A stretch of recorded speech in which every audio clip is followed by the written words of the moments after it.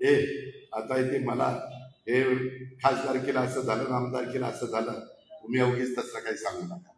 शेवटी सगळे आपलेच मतदार आहेत. हे काय झालं, एका बाजूला आदरणीय पवारचं, एका बाजूला पवार अजित पवार. बारामतीकरांच्या पुढे प्रश्न निर्माण राहणारच ना. का काहींचं प्रेम साहेबांवर नसावं? असलं पाहिजे. माझाही प्रेम आहेच ना, पण मी काही राजकीय भूमिका घेतली त्याच्यामुळं हे इतकं बारीक, हे फार चुकीचं आहे.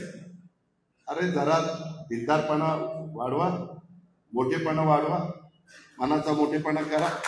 त्याच्यामध्ये आपण कालपर्यंत एकत्रच होतो ना, एकमेकाला आधारच.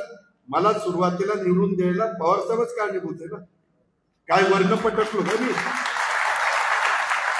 हे कसं आपल्याला विचारता येईल?